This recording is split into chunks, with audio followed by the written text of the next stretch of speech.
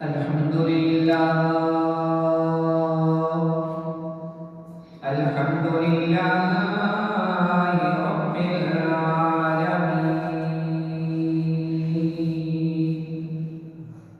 والعاقبة للمتقين والصلاة والسلام على أشرف الأنبياء والمرسلين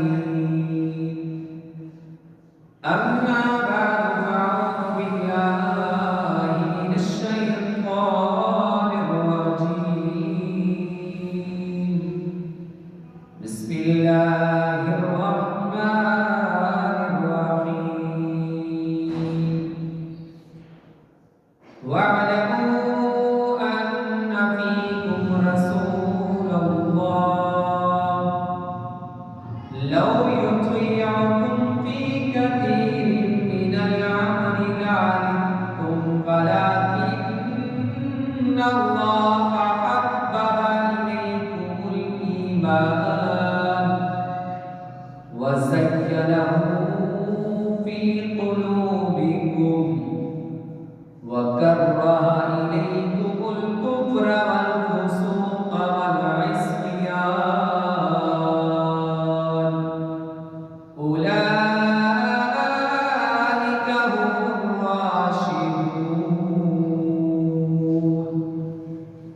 قال الله تبارك وتعالى في مقام آخر إن الله وملائكته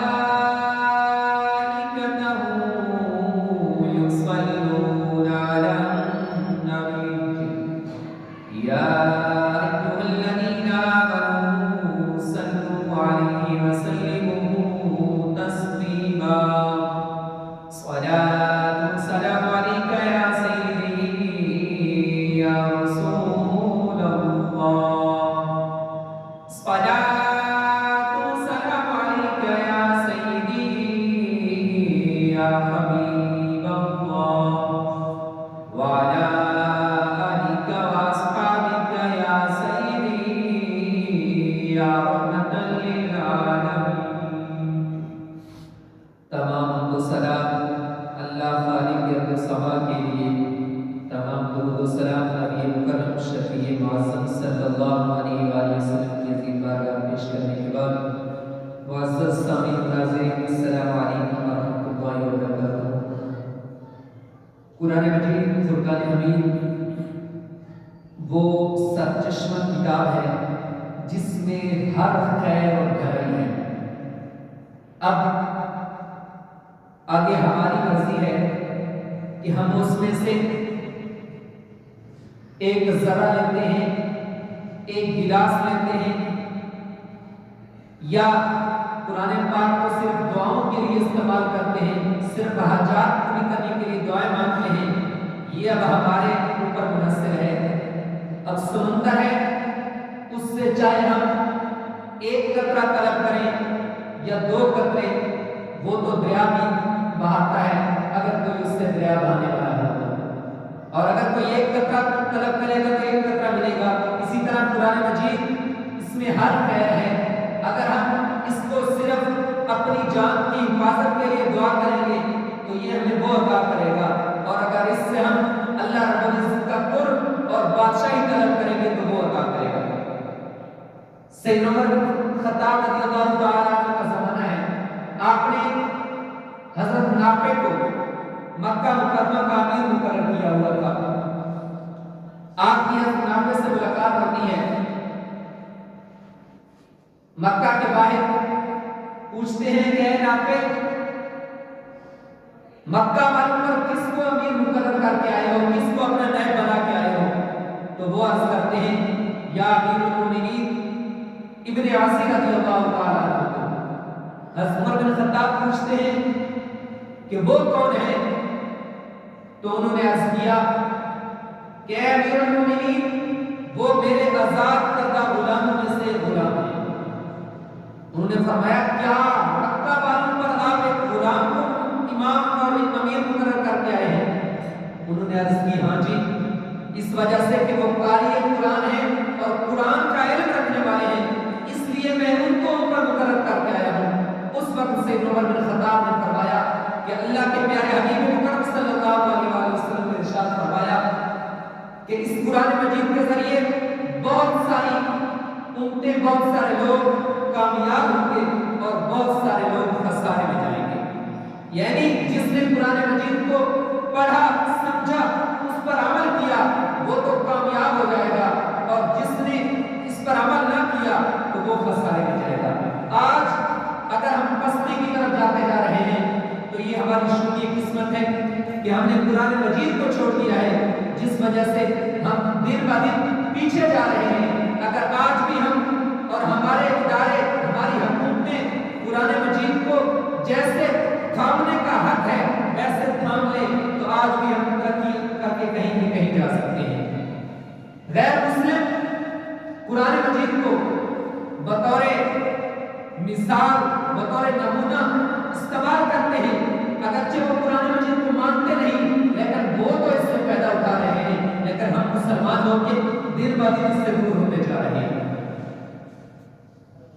اس آیت مبارکہ کا شان نزول کچھ اس طرح ہے کہ ایک صحابی رسول آتے ہیں اور نبی مکرم صلی اللہ علیہ وسلم کے بارگاہ میں ایک جھوٹا قصہ بیان کر دیتے ہیں۔ جب انہوں نے وہ واقعہ بیان کیا، قصہ بیان کیا، تو لوگوں کے دلوں میں محبت اور عشق بڑھا۔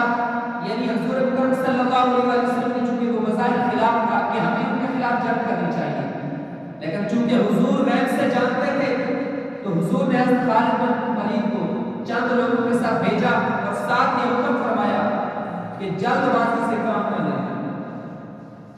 اس وقت اللہ رب العزت نے یہ آیت پاک نازل فرمائی، وَاعْلَمُوا أَنَّ فِيكُمْ رَسُولَ اللَّهِ، تم جان لو کہ تم یہ اللہ کے رسول ہیں، موجود ہیں۔ لَوْ يُطِيعُكُمْ فِي كَثِيرٍ مِّنَ الْأَمْرِ لَعَنِتُّمْ، اگر وہ تمہاری سب باتیں ہی مان لیں، زیادہ باتیں مان لیں تو ضرور تم نقصان اٹھانے والے ہو جاؤ۔ جب یہ آیت مبارکہ نازل ہوئی، آیت مبارکہ کا یہ حصہ نازل ہوا تو کچھ لوگوں کے دلوں میں صحابہ کرام کے بارے میں مختلف واقعات، مختلف باتیں ذہن میں آنے لگیں۔ کیا صحابہ کرام یہ ایسی باتیں بیان کرتے ہیں؟ تو اللہ رب العزت نے آگے خود ارشاد فرما دیا کہ لیکن فرمایا اللہ رب العزت نے ان کو ایمان کے لیے چن لیا ہے اور ایمان کو ان کے لیے منتخب کر لیا ہے اور ان کے دلوں کو ایمان کے ساتھ مزین اور آراستہ کر دیا ہے۔ اور آگے فرمایا کہ کفر اور نافرمانی اور گناہ کو یہ ناپسند کرتے ہیں۔ اور آگے ارشاد فرمایا کہ یہی لوگ ہدایت پر ہیں، یہی لوگ کامیاب ہیں۔ پہلے چونکہ وہ واقعہ تھا تو اس کے مطابق ارشاد فرمایا کہ نبی اکرم صلی اللہ علیہ وسلم غیب جاننے والے نبی جانتے ہیں، آپ کو ایسی باتیں بیان کرنے کی ضرورت نہیں ہے۔ پھر خود ارشاد فرما دیا کہ اگر تمہیں کوئی خوف ہو، کوئی جو بد اعتقاد ہے ان کو یہ کہ معاذ اللہ صحابہ کا یہ ہے، تو فرمایا سارے صحابہ کا یہ نہیں ہے، بلکہ صحابہ تو وہ ہیں کہ جن کے لیے اللہ رب العزت نے ایمان کو پسند کر لیا ہے اور ایمان کو ان کے لیے مزین اور راستہ کر دیا ہے کہ مومن سچے یہی ہیں۔ اور فرمایا کہ یہ کفر کو ناپسند کرتے ہیں، گناہ کو ناپسند کرتے ہیں، اور یہ اس چیز کو ناپسند کرتے ہیں کہ ہم اللہ کے پیارے رسول کی نافرمانی کریں۔ اور پھر کامیابی کی ضمانت بھی دے دی کہ کامیابی یہی صحابہ کا عمل ہے۔ دیکھیے صحابہ کا ایمان، دیکھیے ایسے ہی نہیں قرآن نے گواہیاں دی۔ حسان بن ابی وقاص رضی اللہ تعالیٰ عنہ ایمان لاتے ہیں، جب پتہ چلتا ہے ان کی ماں کو تو کہتی ہے ایسا تو نے یہ کون سا دین اختیار کر لیا ہے، اگر تو نے یہ دین نہ چھوڑا تو میں بھوک پیاس شروع کر دوں گی، میں کھانا کھانا چھوڑ دوں گی، پانی پینا چھوڑ دوں گی، جس سے آج ہم کہتے ہیں بھوک ہڑتال شروع کر دوں گی۔ تو جب پتہ چلا کہ ایک دن انہوں نے کچھ کھایا نہ پیا تو پھر انہوں نے کہہ دیا اے ماں تو ایک ماں ہے، ایسی 100 مائیں بھی آ جائیں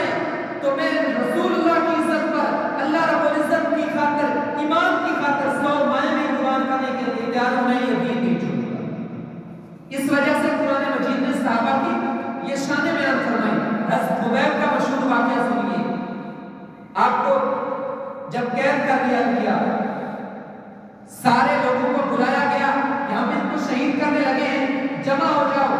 لوگ جمع ہو گئے۔ جب آپ کو شہید کرنے لگے تو آپ نے کہا کہ مجھے 2 نفل پڑھ لینے دیجیے، نفل جلدی پڑھے۔ ویسے آپ کے متعلق مشہور تھا کہ آپ بڑی ٹھہر کے نماز پڑھتے ہیں، اس دن اس کے خلاف کیا۔ لوگوں نے پوچھا ایسا کیوں کیا ہے؟ فرمایا یہ نہ سمجھیے کہ یہ خبیب موت سے ڈر گیا ہے، اس وجہ سے اس نے نماز پڑھنی شروع کر دی ہے۔ مختصر نفل پڑھے۔ نفل پڑھنے کے بعد کفار نے کیا کیا؟ حضرت خبیب کا ایک جسم کا حصہ کاٹتے جا رہے ہیں۔ جب کچھ جسم کا حصہ کاٹ دیا تو مخاطب ہو کے کہتے ہیں اے خبیب، اس وقت تیرا ایمان یہ نہیں کہتا کہ کاش میری جگہ معاذ اللہ نبی اکرم صلی اللہ علیہ وسلم ہوتے؟ حضرت خبیب نے فرمایا اللہ کی قسم، میں اللہ کو گواہ بنا کے کہتا ہوں کہ میں تو یہی گوارا نہیں کرتا کہ میں گھر کے اندر اپنے گھر والوں کے اندر آرام سے بیٹھا ہوں اور پیارے نبی اکرم صلی اللہ علیہ وسلم کو ایک کانٹا چبھے۔ آپ کہتے ہو کہ میری جگہ میں شہید کیا جا رہا ہوں یہاں رسولوں میں۔ صحابہ کا یہ پختہ ایمان تھا اور قرآن مجید پر اس طرح اعتماد تھا کہ اللہ رب العزت نے پھر قرآن مجید میں ساری ان کی شیان نشان بیان فرمائی ہیں۔ تو یہ مہینہ چونکہ سیدنا صدیق اکبر کے نسبت سے ہے، 22 جمادی الثانی کو آپ کا مثال ہے، انشاءاللہ آگے چل کے ان کے متعلق بھی بات کریں گے۔ تو صحابہ کرام علیہ رضوان اللہ رب العزت کے آج لوگ معاذ اللہ نبی اکرم صلی اللہ علیہ وسلم کے بارے میں پتہ نہیں کیسے باتیں کر لیتے ہیں، کیسے یہ دل اجازت دے دیتا ہے کہ نبی اکرم صلی اللہ علیہ وسلم کے بارے میں باتیں کرتے ہیں۔ نبی کی تو کیا بات ہے کہ صحابہ کے متعلق رب قرآن میں اتنی گارنٹیاں دے رہا ہے کہ اللہ رب العزت